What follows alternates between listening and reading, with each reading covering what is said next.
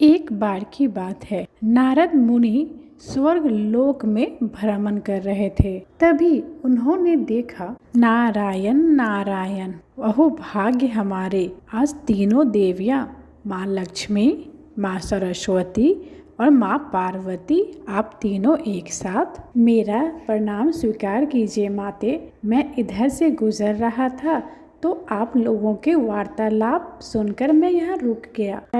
हम तीनों देवियां अपने अस्तित्व और पतिव्रता धर्म की चर्चा कर रहे थे। ओह, तो आपने भी हमारी चर्चाएं सुनी?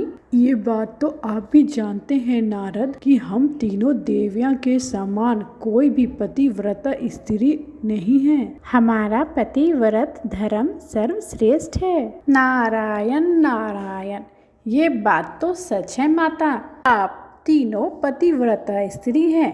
किंतु क्या नारद, हम सभी के समान और कोई स्त्री है जो पतिव्रता स्त्री है? बताइए देवर ऋषि नारद। नारायण नारायण माते, अब मैं आपसे क्या कहूँ, लेकिन महामुनि अत्रि की पत्नी देवी अनुसुईया। देवी अनुसुईया? हाँ माते, देवी अनुसुईया। देवी अनुसुईया की तरह तीनों लोक में कोई भी पवित्र और पतिव्रता स्त्री नहीं है। ये क्या कह रहे हैं देव ऋषि नारद? मैं सत्य कह रहा हूँ माते। हाँ, देवी सरस्वती, देवी अनुसुईया एक महान पतिव्रता स्त्री है। देवर ऋषि नारद की बात सुनकर तीनों देवियों के मन में ईर्ष्या होने लगी। अच्छा माता, अब मुझे आज्ञा दीजिए, मैं चलता हूँ। नारायण नारायण। देवी पार्वती और देवी सरस्वती, क्या आपके मन में भी वही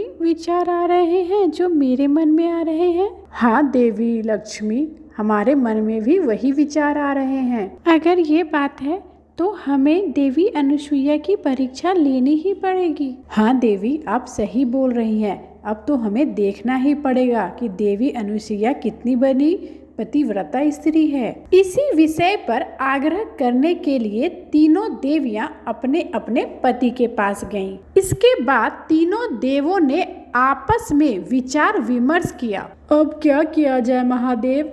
हमारी पत्नी लक्ष्मी तो हट लगाए बैठी है कि हमें अनुसुईया की परीक्षा लेने जाना ही होगा। हाँ महादेव, सरस्वती का भी यही हाल है।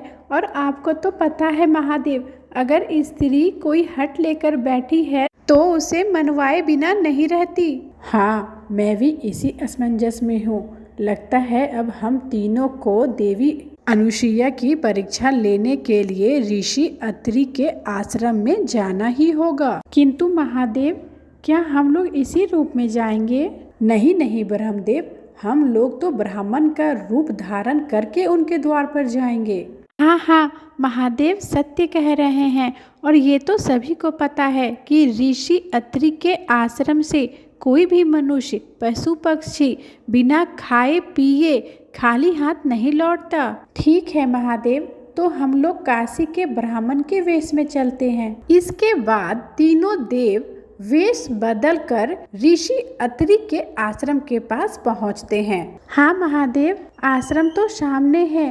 अब बताइए कि हमें क्या करना है? हाँ कुछ नहीं, बस ये थोड़े से कंकर पत्थर, कुछ पत्तियां और कुछ पत्तों और टहनियों को अपनी अपनी झोलियों में डाल लो। आइए मुनिवर, आप सभी का अत्रि के आश्रम में स्वागत है। हम काशी नगरी से आए हैं और तीर्थ यात्रा पर निकले हैं, इसलिए हम ऋषि अत्रि और देवी अनुसुईया से भेंट करना चाहते हैं। मुनिवर, ऋषि अत्रि तो तपस्या में लीन है।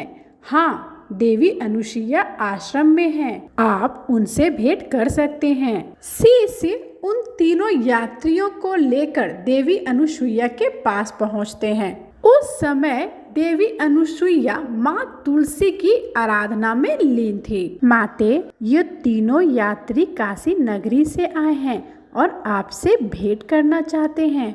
देवी अनुसुईया, हम लोग ऋषि अत्रि और आपके बारे में बहुत कुछ सुना है, इसलिए हम लोग आपसे भेंट करना चाहते थे। इसलिए हम लोग तीर्थ यात्रा पर जाने से पहले आपसे भेंट करने आए हैं। देवी अनुसुईया, हमने सुना है कि आपके द्वार से कोई भी याचक भोजन से बिना तृप्त हुए नहीं लौटता है।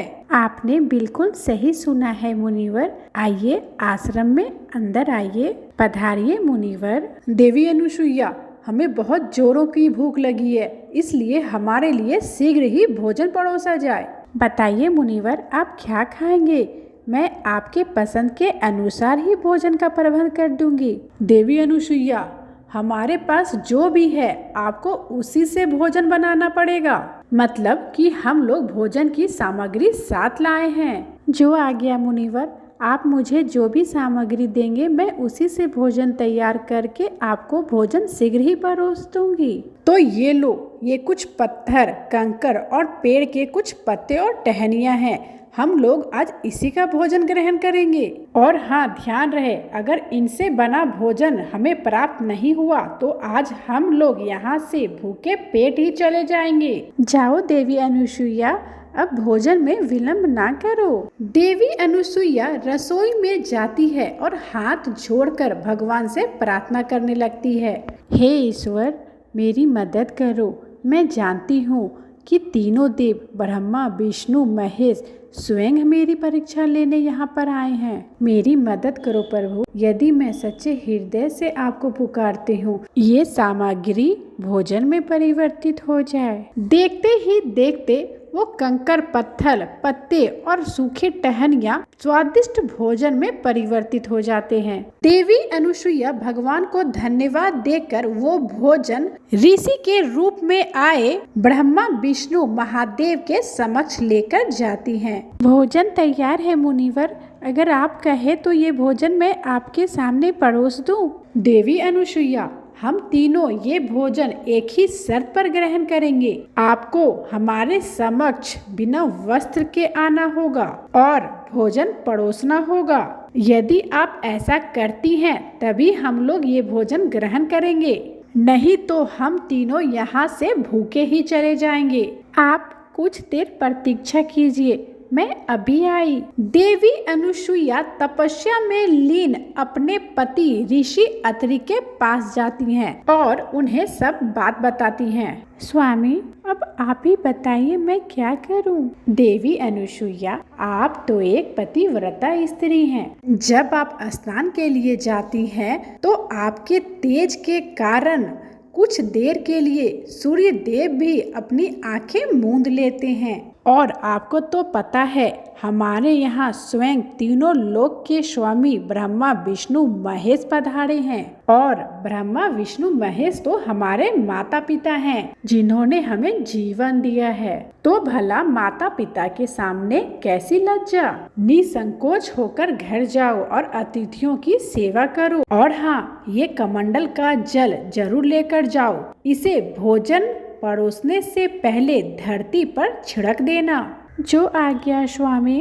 देवी अनुसुईया पुनः आश्रम में जाती है और कमंडल के जल को धरती पर छिड़क देती हैं। देखते ही देखते ब्रह्मा विष्णु महेश तीनों नवजात शिशु के रूप में परिवर्तित हो जाते हैं। देवी अनुसुईया तीनों नवजात शिशुओं को अपने आंचल में छुपा लेती है और उन्हें अपना दूध पिलाती है, उनके साथ खेलती है और उन्हें सुंदर सुंदर वस्त्र पहनाती है। उसके बाद उन्हें पालने में झूला झूलाती है और लोरी गाकर सुला देती हैं। कुछ देर बाद ऋषि अत्रि आश्रम में लौटते हैं। स्वामी, देखिए, इन बालकों को पाकर तो मेरा मातृत्व ही जग गया है। मुझे कोई संतान नहीं है, आज वो कमी भी पूरी हो गई। देवी अनुसुईया, कभी न कभी तो इन बालकों को अपने असली स्वरूप में आना ही पड़ेगा।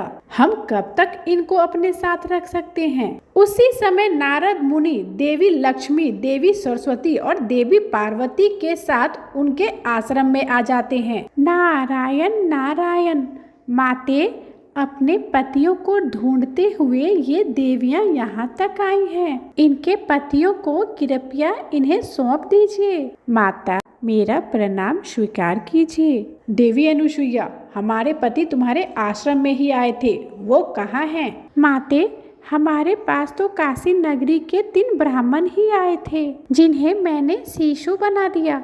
झूले में सोने वाले अगर आपके पति हैं तो आप इन्हें ले जा सकते हैं। लेकिन ये तीनों शिशु तो एक समान ही लग रहे हैं। देवी अनुसुईया, अब आप ही बता सकती हैं कि इनमें से हमारे पति कौन हैं? नारायण नारायण। माते, क्या आप तीनों देवियां अपने पति को नहीं पहचान सकती? जल्दी जल्दी आप तीनों अपने पतियों को गोद में उठा लीजिए। सोच लीजिए, अगर आपने किसी पर पुरुष का स्पर्श कर लिया तो आपका पतिव्रत धर्म खंडित ना हो जाए। अनुसुईया की बातें सुनकर तीनों देवियां शर्मिंदा होकर दूर जाकर खड़ी हो गई। तीनों देवियों ने माता अनुसुईया से क्षमा याचना की। देवी अनुसुईया, हमें माफ कर दो, हमने ही अपने पतियों को परीक्षा लेने के लिए बाध्य किया था। हमसे भूल हो गई अनुसुईया, हमने ही तुम्हारे पतिव्रता धर्म से ईर्ष्या की। देवी अनुसुईया, हम आपसे प्रार्थना करते हैं, हमारे पतियों को पुनः असली स्वरूप में ले आओ। माता अनुसुईया ने देखा कि तीनों देवियां दुख से व्याकुल हो रही हैं, तो उन्होंने त्रिदेवों को अपना रूप प्रदान किया। तब तीनों देवों ने अनुसुईया से प्रसन्न होकर उन्हें वरदान मांगने को कहा। तब अनुसुईया बोली, प्रभु, आप तीनों मेरे कोख से जन्म ले, मुझे ये वरदान दीजिए। देवी अनुसुईया, हम तीनों तुम्हारे कोख से ही जन्म लेंगे और सृष्टि में आपका नाम माँ सती अनुसुईया के नाम से प्रख्यात होगा। तीनों देवों के वरदान प्राप्त होने से कालांतर में माता अनुसुईया के गर्भ से भगवान दत्तात्रेय के रूप में भगवान विष्णु का, चंद्रमा के रूप में ब्रह्मा का तथा दुर्वासा के रूप में भगवान शिव का जन्म हुआ।